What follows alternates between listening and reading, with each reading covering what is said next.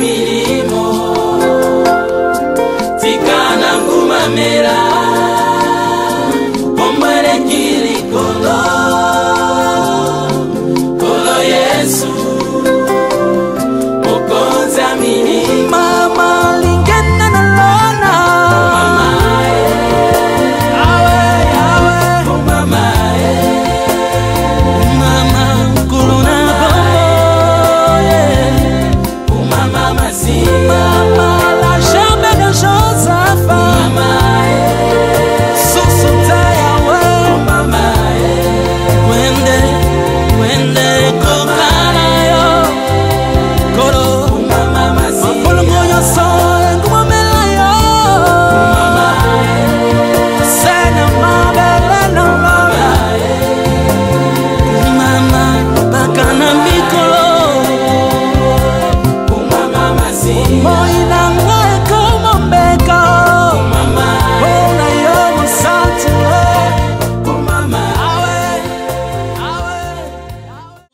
Amen, amen. Amen. Dans les cieux, sur la terre, même dans les séjours de mort, il n'y a point de Dieu comme Jésus. Il est un Dieu plus que Justin Trudeau. Il est un Dieu plus que Donald Trump. Il est le roi des rois. La Bible dit que rien n'est impossible à Dieu. Je voudrais te rassurer que rien n'est impossible à Dieu. Tu n'as pas encore compris? Si tu comprenais ces choses, c'est la raison qui te pousserait à t'attacher à Dieu. Parce que nous sommes rassurés de la promesse que Dieu a faite à Abraham. Ici, le problème ce n'est pas toi. Le problème c'est ce que Dieu a dit. Quand Dieu dit, la Bible dit que toutes paroles qui sont de sa bouche, elle ne rentre jamais sans elle doit s'accomplir. Voici la faiblesse de Dieu. Il a parlé. Le fait qu'il a parlé, il est devenu faible. Parce qu'il est obligé d'accomplir ce qu'il avait dit. Parce que s'il n'accomplit pas, il est un menteur. Oh, nous savons en Dieu, il n'y a point de mensonge. Est-ce que tu as compris ces choses? Nous commençons notre enseignement tous les mois de décembre. J'ai pris que j'ai fini dans un mois. Si je déborde, que les prédicateurs me supportent. Parce qu'en été, je risque d'être absent pendant longtemps. Donc je profite de l'occasion. Amen, amen. J'avais dit au prédicateur Obed que ici, là, nous ne sommes pas dans le système de chef coutumier. Donc quand tu es serviteur, tu sers Dieu. Est-ce que vous comprenez ce que nous disons? Donc que nous soyons, que nous ne soyons pas là, nous croyons que l'œuvre de Dieu ne peut pas s'arrêter. Parce que c'est parmi les sujets que nous allons aborder. La marche vers le palais royal. Pendant tout ce temps, je vous informe que je ne serai pas votre pasteur. Je ne serai pas votre évangéliste. Pendant ce temps, je serai votre enseignant. Parce qu'il faut faire la différence entre l'enseignement et la prédication. La prédication, Jésus est bon. Il va te guérir. Il va te bénir. Vous criez Amen. C'est comme ça que Jésus, les gens suivaient Jésus. Parce qu'il faisait beaucoup de miracles. Ce n'est pas mauvais. Mais quand ils entrent dans la maison, l'enseignement commence. L'enseignement permet au fils de la maison de savoir comment se tenir dans la maison de Dieu. Je vais répéter. L'église n'est pas une association de malfaiteurs. Ce n'est pas une mutualité. Ce n'est pas non plus une boîte de nuit. L'église du Seigneur, c'est pour apprendre aux gens que nous sommes pèlerins sur la terre. Et celui qui est pèlerin sur la terre, il doit savoir comment marcher. L'église des saints de Gatineau, c'est là-bas que nous nous sommes focalisés. C'est ici que nous sommes différentes de toutes les églises. Ici, les voleurs, les malfaiteurs, les impudiques, les débauchés, nous continuerons à les rappeler que si tu veux arriver au ciel, si tu veux arriver au ciel, il y a un principe à observer. L'église de Gatineau, nous ne sommes pas derrière les offrandes. Il ne faut pas croire que nous allons avoir pitié de toi parce que tu vas nous donner l'offrande. Nous sommes différents de ces pasteurs. Nous en sommes rendus à Dieu. Parce qu'un militaire ne se paye pas lui-même. Les dieux que nous servons, ils nous payent. Donc rassure-toi. Ce qui est mauvais, nous dirons. Avec beaucoup d'amour. Parce que vous savez, le vrai amour, c'est dire la vérité à son frère. Sans quoi il va tomber un jour, il va pleurer.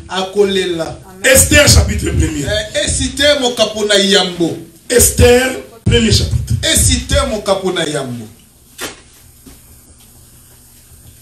Il est écrit.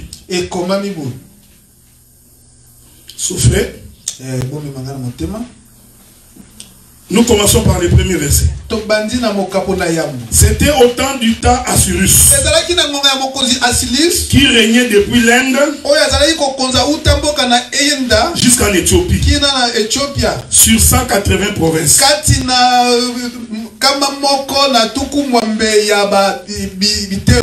Le roi Assyrus était alors assis sur son trône dans la capitale. Le troisième année de son règne, il fit un festin à tous ses princes et à tous ses serviteurs. La Bible dit ceci. Les commandants de l'armée de Perse et de Mède, les grands chefs de province furent réunis en sa présence. Je suis en train de lire pour que vous connaissiez l'histoire. Il montra la splendide richesse de son royaume, sa grandeur pendant 180 jours. Lorsque ces jours furent écoulés, le roi fit pour tout le peuple qui se trouvait dans la capitale, du plus grand jusqu'au plus petit, un festin qui dura 7 jours dans la cour du jardin de sa maison. Je prends le verset 7. On servait à boire dans des vases d'eau des différentes espèces. Il y avait l'abondance du vin royal. Je voudrais que tu soulignes. C'était l'abondance du vin royal. Du vin royal. Donc ces vins ici n'étaient pas les vins de la cité. Grâce à la liberté du roi. Je prends le verset 9. La reine Vasti fut aussi infestée pour les femmes. Écoutez le verset 10. Je veux que tu retiennes ça. Le 7e jour, comme le cœur du roi était réjoui par le roi, ce qui a fait la joie du roi, c'est le vin. Il ordonna à. Souligne-moi ça. Meuman. 1, 2. Biza. Arbona. Bigta. Abakta. Zeta. Et Kaka. Le 7 eunuques.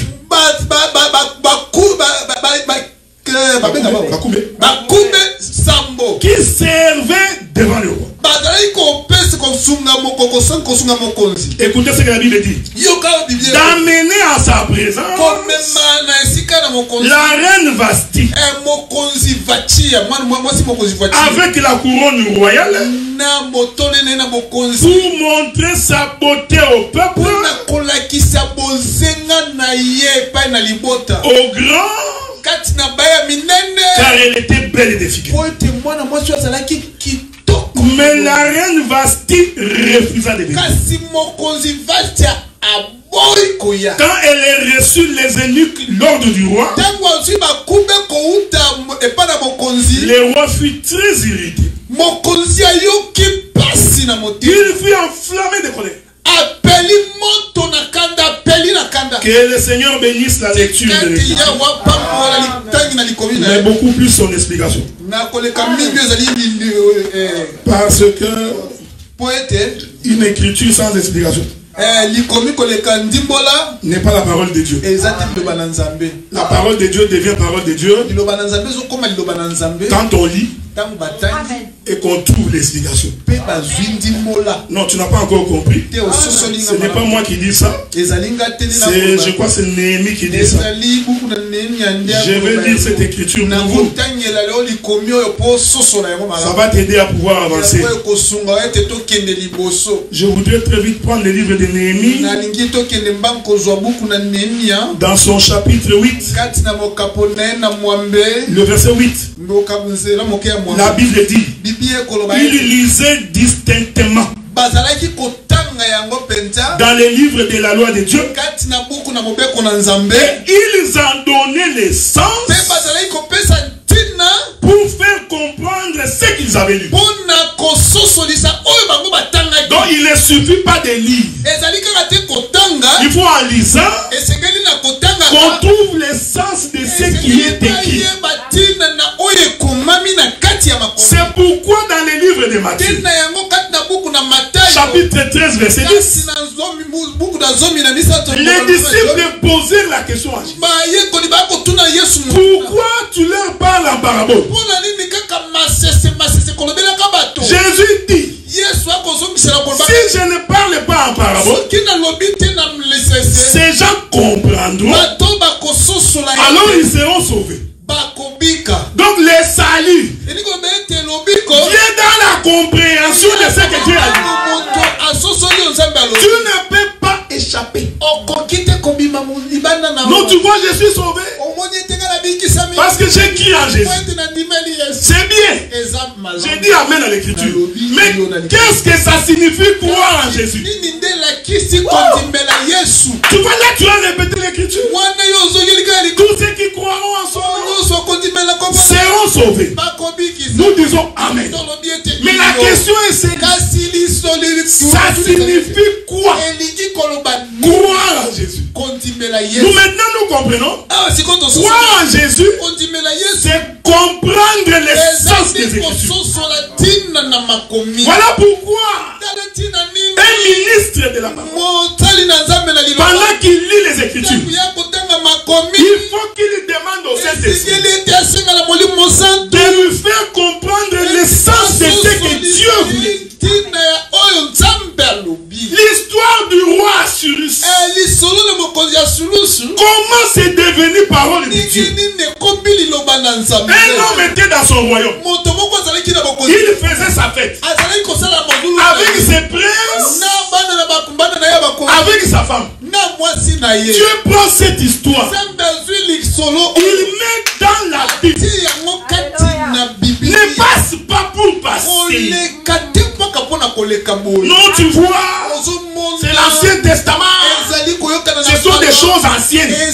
Quand tu as mis dans la Bible, dis-toi que c'est sa parole. Maintenant, il faut comprendre quelle est la pensée de Dieu. Est-ce que vous comprenez cette chose? Je me souviens du prédicateur Obed.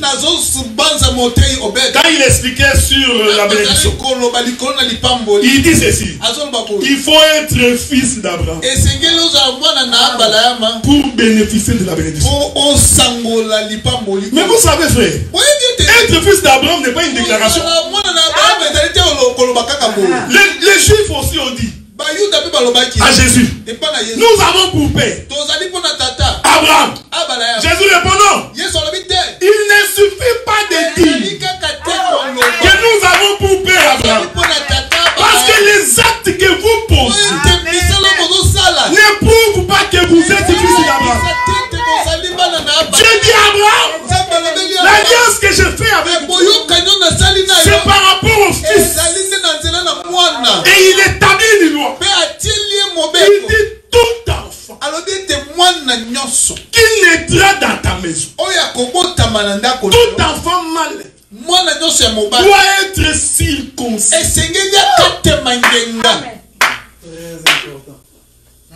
Si tu es fils d'Abraham, on doit te déshabiller pour que nous voyions si tu as reçu les couteaux de la circoncision.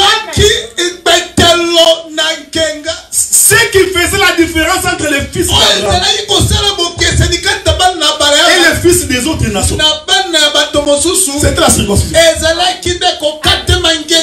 Même si tu nies, non, moi je ne suis pas fils d'Abraham. Déshabillé.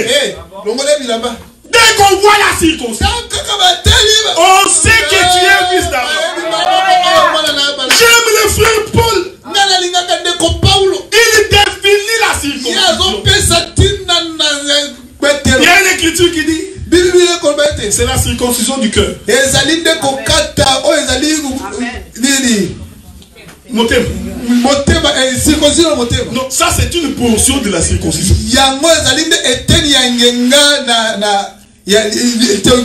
Paul a donné la bonne définition. Je vais lire ça pour vous. Je vais lire ça pour vous. Ne vous en faites pas, je suis en train d'introduire. Nous sommes en train d'introduire, frère. T'inquiète pas. Nous avons tout le temps. Bon, qu'est-ce que le frère Paul dit?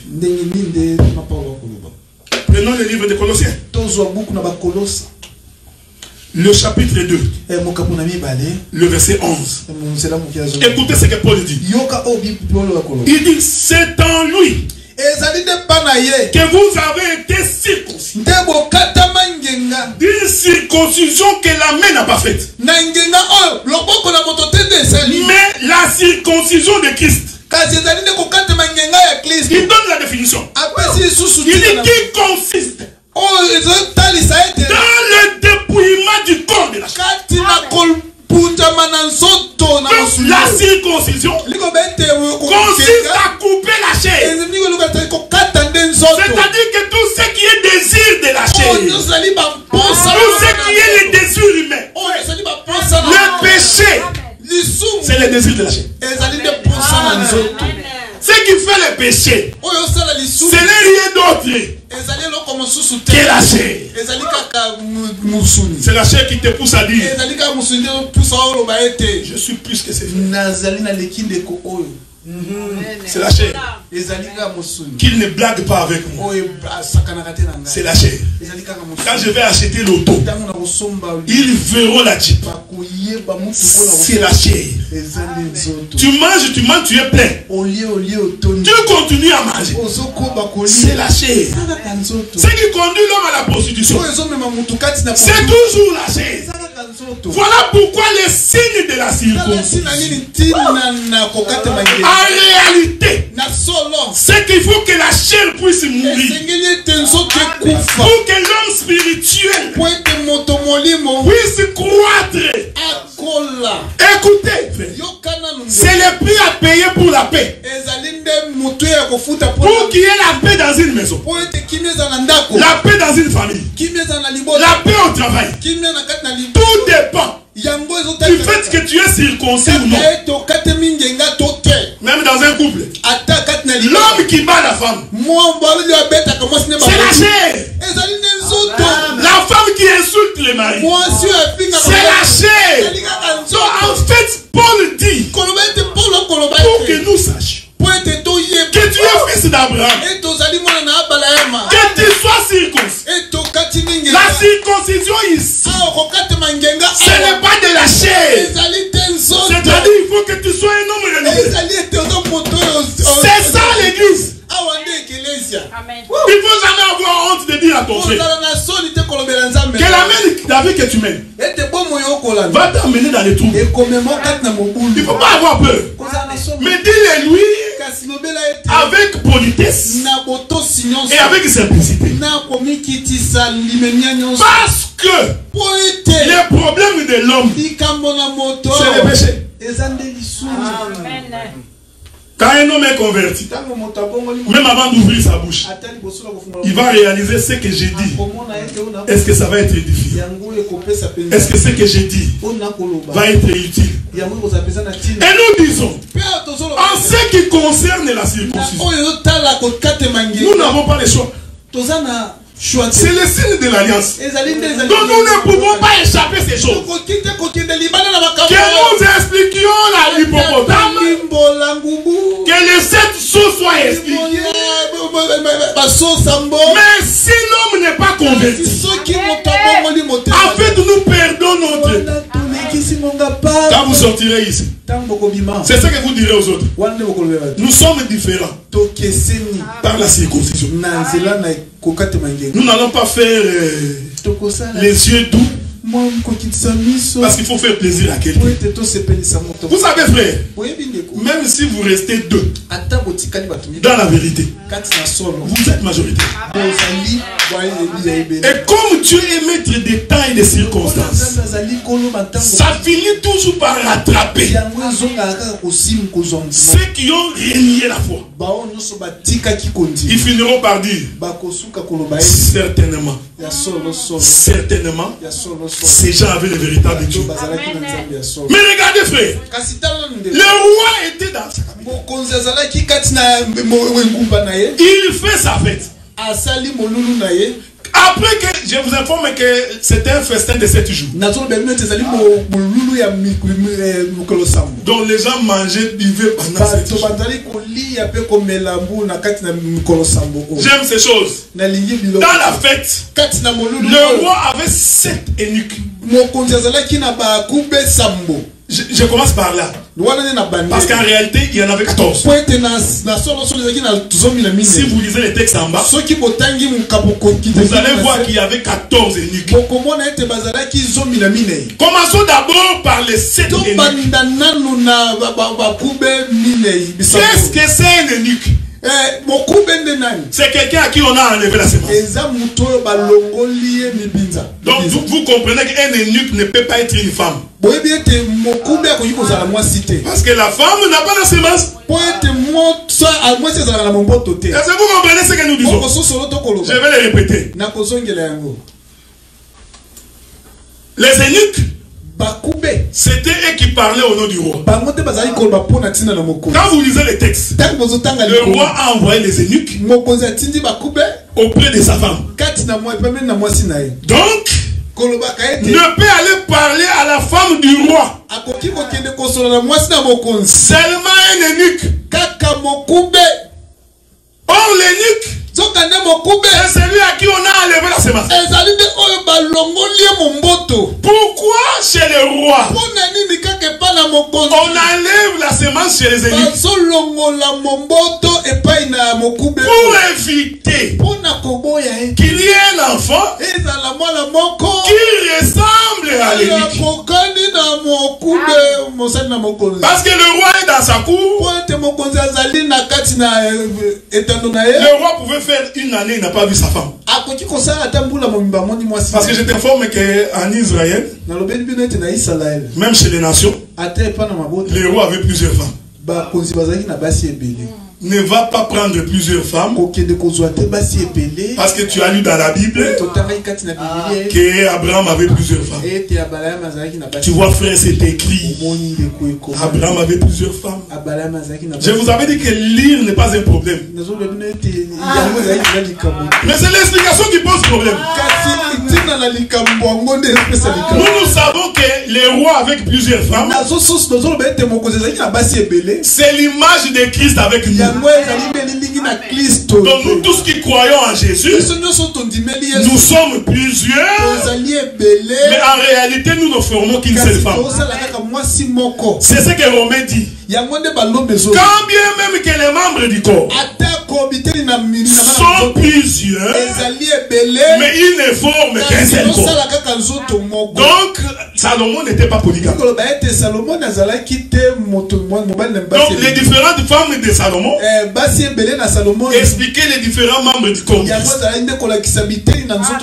Est-ce que vous comprenez ça? Donc ne va pas prendre Salomon comme exemple, parce que tu n'as pas l'explication. Le roi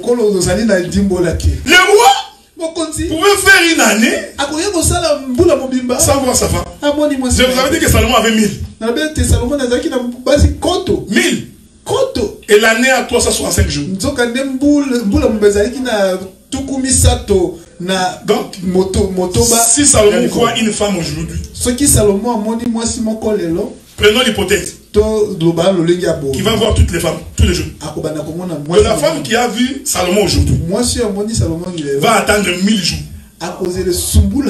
pour voir Salomon. À peu près 3 ans. Donc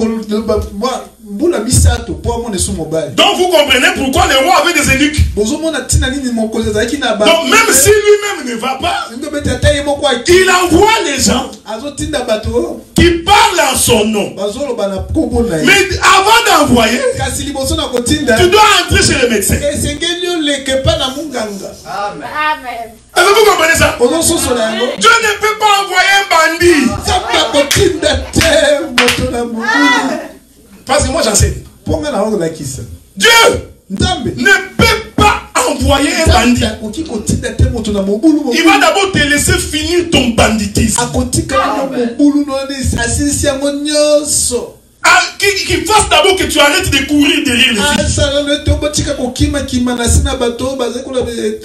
Que tu arrêtes d'être un voleur, un malhonnête. Dieu ne peut pas envoyer un ministre. Ça c'est ma foi. Un bandit. Voilà pourquoi l'homme doit d'abord aller voir un médecin. Qu'on puisse d'abord enlever sa propre semence. Parce que le roi avait peur. Comme je peux faire une année sans voir Bernadette, et que cet homme va commencer à me représenter là, il risque d'engrosser Bernadette. Maintenant tu vas sortir dans la cour du roi. Tu regardes un enfant, tu regardes Salomon, tu regardes l'enfant, tu regardes les gardes du corps. Il dit mais certainement cet enfant ici, il ressemble à Adela. Donc nous nous comprenons qu'Adelar est entré avec sa semence. Ici, j'ai dit, le prédicateur n'est pas le fils de quelqu'un. Votre enseignement là du Père. Oh, tu vois mon Père. Mon Père. Cet enseignement est teinté. Non, il y a une couleur. Il y a un esprit diabolique qui est derrière ça. Je n'ai pas besoin de dire qu'Obed tu es mon fils. Je n'ai pas besoin. Ma manière de vivre, de me comporter, te poussera toi de t'identifier. Je n'ai pas besoin de crier. Un père ne crie pas. L'enfant c'est son enfant. Mais si tu vois quelqu'un qui commence à rechercher les titres paternels, comprenez ce que Paul dit. Il y a des sectes parmi vous. Nous sommes des Paul. Nous sommes d'Apollos. Cet esprit nous prouve que tu es entré dans un champ sans enlever la semence. Donc le roi s'est rassuré pour éviter que l'homme puisse aller donner sa propre semence à sa femme. Je descends. Un prédicateur ne prêche pas les choses qui montent dans sa tête. C'est ce que j'appelle prêcher avec ta propre semence. Un prédicateur ne prêche pas parce que les hommes ont dit. Tu vois, on a dit. Certains ont confessé. Un prédicateur. C'est pourquoi le texte que nous avons lu. Les jours où le roi a bu du vin. Je vais vous dispenser du vin du roi. Non, j'enlève. Parce que nous parlerons du vin un jour. Parce que quand on boit, on doit se déshabiller. Et quand on se déshabille, la vie est donnée. Amen. C'est pourquoi Abraham a dit à son serviteur, je vais prendre ta main, je mettrai sur ma cuisse. En fait, Abraham avait levé sa robe. Il prit la main de son serviteur. J'explique les eunuques. Il dit, toi, tu peux pas partir comme ça. Pour que tu partes. Que je sois sûr que tu feras ce que je dis. Accepte que je lève ma robe. Et que toi tu prennes ta main. Vous savez cette scène-là. Si quelqu'un pouvait voir ça. Il a dit Abraham, c'est quelqu'un qui... Je préfère ne pas citer les noms. Ça quoi Facebook va me bloquer. Donc si quelqu'un avait vu ça, il a dit non mais non. Il est en train de soulever sa robe. Est-ce que vous comprenez ce que nous disons? Oh, ces gestes-là étaient prophétiques. Il dit tu vas prendre ta main. Tu mettras sur ma cuisse. Tu jureras sur ma cuisse. Tu jureras sur ma nudité. Toi, tu jureras. Le prophète Jean dit ceci. Sur la cuisse de cet homme de Jésus, nous avons vu un nom écrit. Ce nom, c'est la parole. Le nom de Jésus n'est pas Jésus. Au nom de Jésus,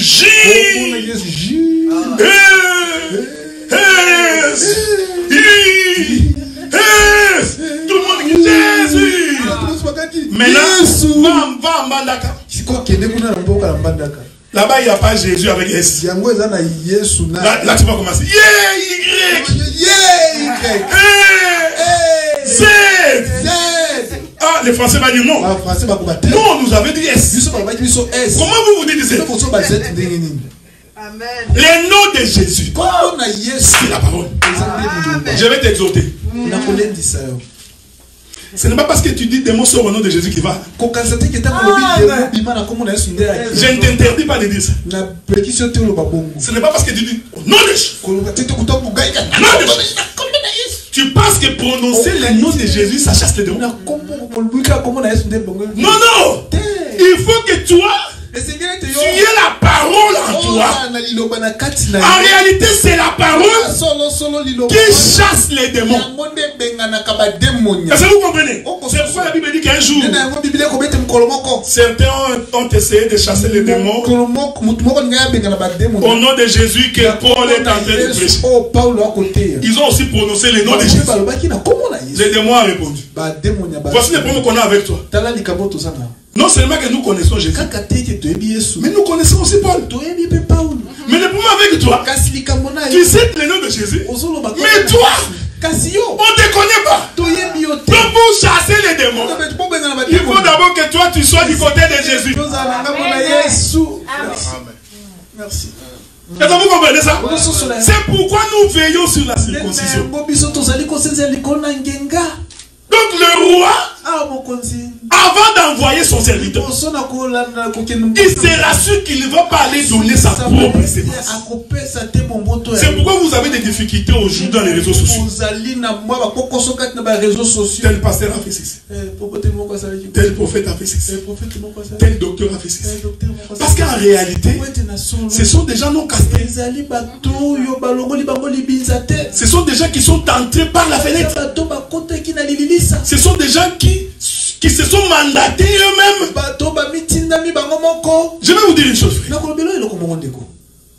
J'ai compris qu'on peut tromper tout le monde. Mais l'homme lui-même ne peut pas se tromper. Tu vois, quand tu restes toi-même, tu te dis en toi-même, est-ce que je suis vraiment serviteur? Tu as la réponse. Mais comme nous avons un problème de la chair, l'homme est orgueilleux, donc il ne peut pas baisser ses armes. C'est pourquoi le roi ne peut pas envoyer quelqu'un pour que la personne aille parler en son propre nom. C'est pourquoi on devait d'abord enlever la sémence. Dès qu'on a enlevé la sémence, maintenant on lui met les paroles dans la bouche. Donc les eunuques du roi, quand ils sont allés vers Vasti, ils sont allés dire ce que le roi. Ils sont pas arrivés là-bas. Tu vois Vasti. Moi le roi m'a béni. Regarde-moi. Je suis un béni de Dieu. Le roi m'a béni. Si tu vas dans ma maison, tu verras beaucoup de sacs de haricots. Non! Les eunuques ne rapportent que ce que le roi a dit. Cette histoire concerne Dieu. Dieu parle en fait de lui-même. J'ai toujours dit que Dieu c'était metteur en scène. Il veut jouer un film. Il donne des rôles. Ce que tu fais, c'est ce que lui voulait faire. Maintenant, il te laisse faire ce que lui voulait. Maintenant, il nous demande, nous, en te regardant, de comprendre ce que Dieu voulait. C'est ça l'écriture. L'écriture, c'est lire pour comprendre ce que Dieu veut dire. Les eunuques étaient au nombre de 7. Dieu, c'est un Dieu de précision. Ce n'est pas pour rien qu'ils étaient au nombre de 7. Je vais t'aider à comprendre ça. C'est-à-dire, c'est étonnant. Hein? Une seule femme, 7 messagers. Mais pour envoyer une seule personne. Est-ce que vous comprenez ce que j'ai dit? Dieu pouvait envoyer un seul eunuque. Mais il envoie 7 eunuques pour une même femme. C'est-à-dire que chaque eunuque a avait le même message. C'est pourquoi il est écrit. Parce que quand le roi envoie, la Bible dit, c'était au 7e jour du festin. Et le 7e jour du festin, il envoie 7 eunuques pour aller récupérer sa femme et l'amener dans sa présence. Pour montrer sa couronne et sa beauté. Si tu lis la Bible, tu verras nulle part dans la Bible on dit d'une femme qu'elle était vilaine. Si tu trouves ça, amène-moi ça. Une seule femme où la Bible dit cette femme était vilaine.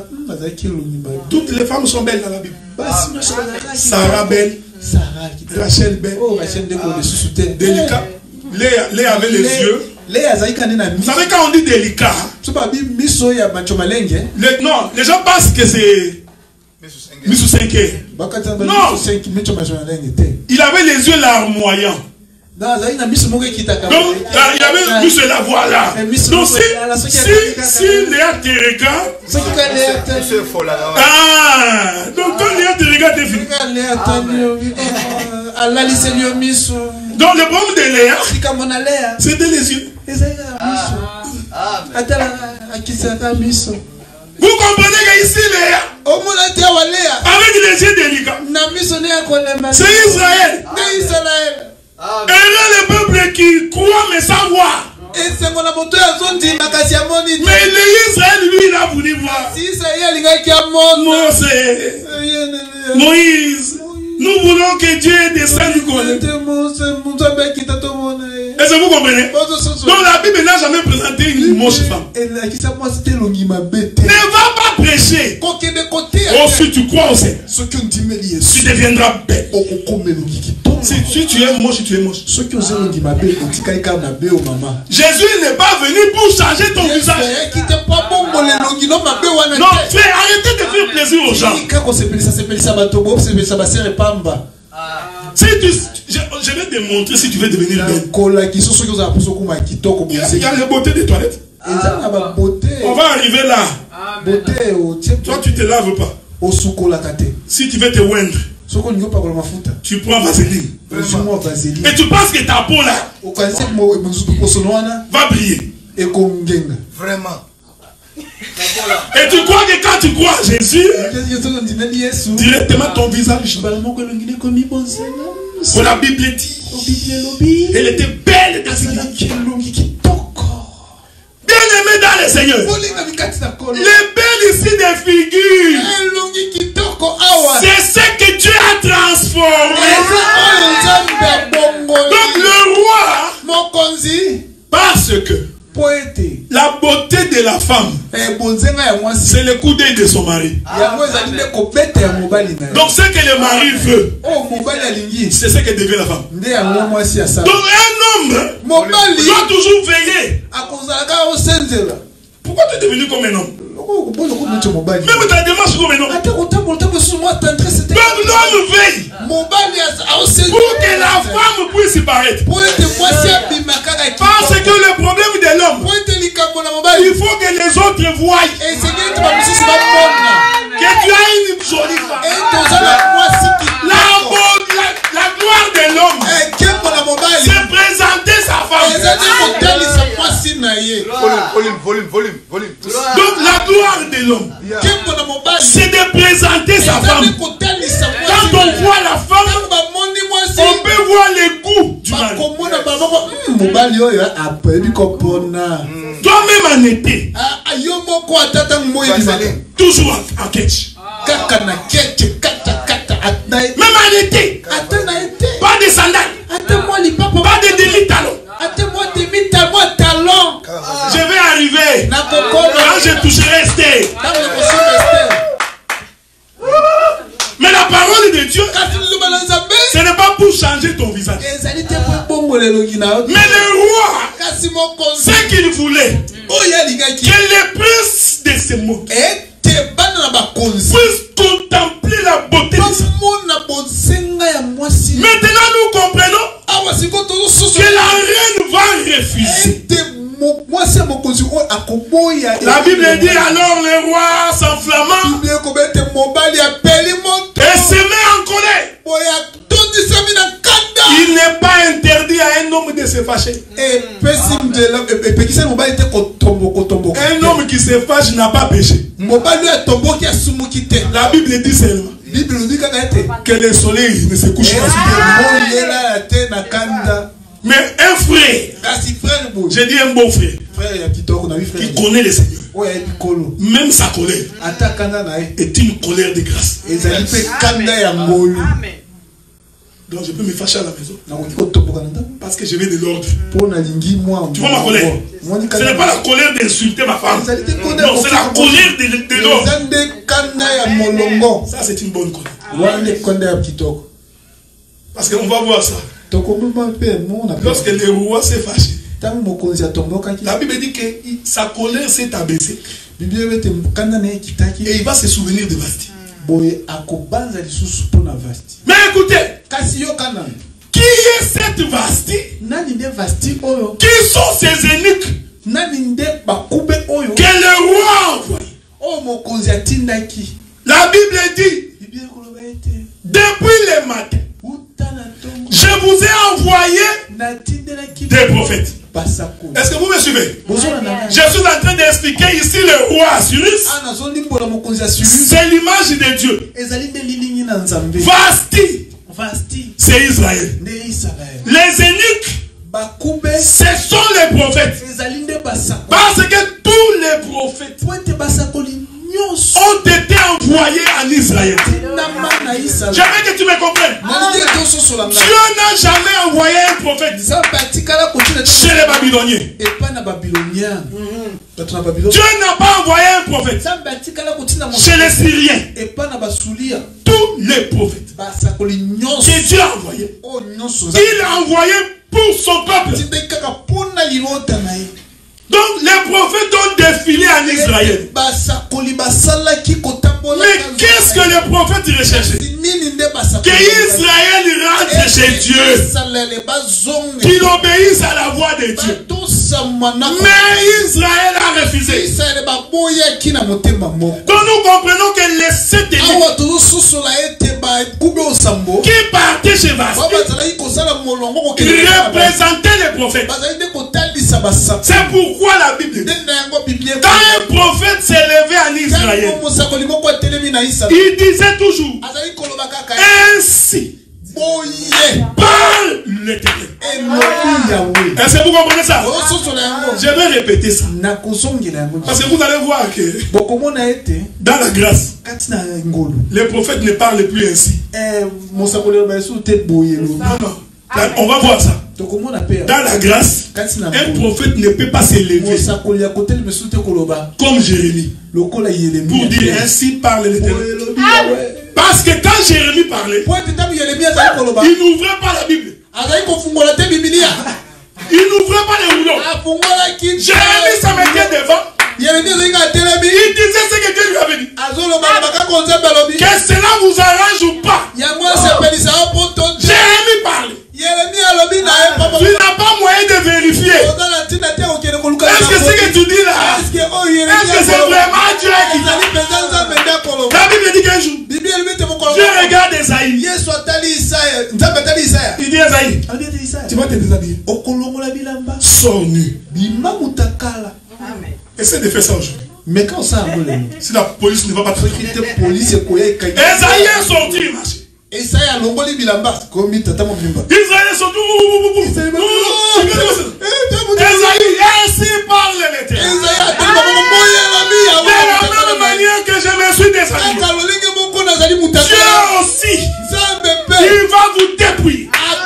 Votre maison restera déserte parce que vous avez refusé de venir quand Dieu vous a convoqué. Nous comprenons que Vasti, c'était Israël. Mais qu'est-ce qui faisait la beauté d'Israël? C'est la loi de C'est la loi de Moïse qui fait que son visage est beau. Donc quand on dit que Vasti était belle de figure, cela veut dire que c'est la loi de Moïse. Je vais t'aider à comprendre comment la loi de Moïse et la beauté de Vasti. Vous savez quand Israël sort de l'Égypte, c'est là que j'ai fini dans 2 minutes. Israël sort de l'Égypte. Oh la délivrance! Toi qui aimes chanter. Dieu me délivre. Vous savez quand ils sont sortis, pas de loi. Manger seulement l'agneau est sorti. Si tu étais un voleur, je suis sur la doctrine. Il est sorti. On a mangé l'agneau. Maintenant, Dieu du haut des cieux, il regarde. Il constate que cet Israël n'est pas différent des Égyptiens. Il est comme les Égyptiens. Ça vous voyez beaucoup de troubles. Quand Dieu les a d'abord regardés, il a trouvé qu'Israël était comme toutes les autres nations. Maintenant Dieu veut changer Israël pour qu'Israël soit différent des autres nations. Il appelle Moïse.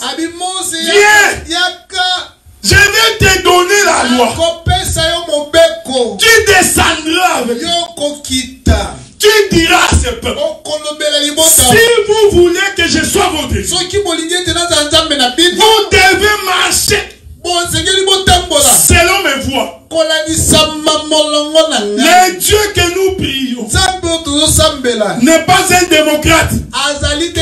La démocratie est une bonne chose. Oh non, tu vois, la Bible dit, je mets devant toi la vie et la mort. Pourquoi il ne s'était pas arrêté là? Il va ajouter, je te demande, je te conseille de choisir la vie. En réalité, il t'a pas donné le choix. Et il y a une écriture qui dit, l'éternel Dieu, celui qui crée en l'homme le vouloir et le fait. Je vais te dire une chose. Il faut savoir que tout ce que tu fais, si tu es enfant de Dieu, il n'y a rien que tu fais par toi-même. Tout, je dis tout. Même si apparemment ça donne l'impression que c'est toi qui as choisi, en réalité ce n'est pas toi. C'est pourquoi Paul avait dit, j'ai pris tout par celui qui me fortifie. C'est pourquoi quand on a Dieu, on ne peut pas faire un mauvais choix. Les gens font des mauvais choix parce qu'ils ne vont pas avec Dieu. J'ai toujours dit, nos enfants sont les plus heureux. Vous qui n'êtes pas encore mariés, vous êtes les plus heureux. Parce que nous vous donnons les critères pour choisir. Nous, quand on est encore parlé, on a commis beaucoup de choses. Mais vous êtes nés dans la maison. Donc vous avez la possibilité de ne pas commettre l'erreur. Il faut vérifier l'enseignement. L'homme que je vais épouser, est-ce qu'il craint Dieu? Ça doit être le premier critère. Qu'il soit brun, bois noir, grande de taille ou petite. Si le premier critère que tu veux, est-ce que cet homme craint Dieu? En face de Ndombolo, est-ce qu'il peut résister? Il faut vérifier ça. Parce que si tu commets l'erreur, il va te mettre dans la maison. Tu as 2 enfants. Job a full time. Lui va rentrer dans ses lendombo. Il va encore aller voir des autres filles. Pendant ce temps, toi tu feras des cauchemars à la maison. Tu vas venir ici au prier. Tu vois mon mari. Le problème parce que tu n'as pas regardé. Les eunuques parlent au nom du roi. Le prophète de l'ancienne alliance. Ils ont parlé de la part de l'Église. C'est pour te dire, frère, pour te dire, ma soeur, si tu viens me poser un problème, je ne peux te répondre que selon la parole. Même si ça peut te déranger, je n'ai pas le choix. Je te dirais que selon Dieu, le chemin que tu prends était mauvais. La reine Vasti qui refuse, c'est Israël. Le Jésus dit ceci. C'est là ce que Jésus dit. Parce que je ne lis pas. Je suis en train de prendre ma paire de lunettes. Parce que le prophète est en train de me regarder.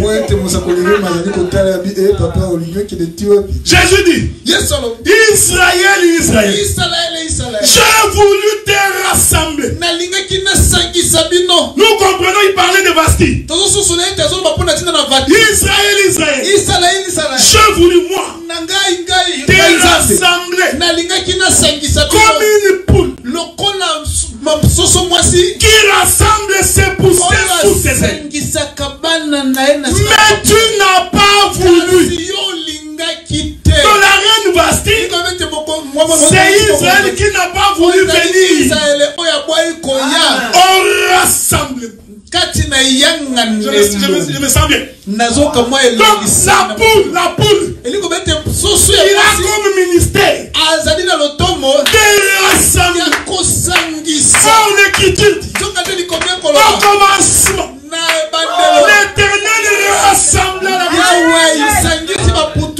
Nous comprenons que la poule ici, c'est l'Éternel Dieu.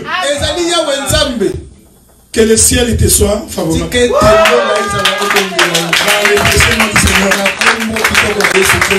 Et nous disons Amen. On se voit dimanche prochain.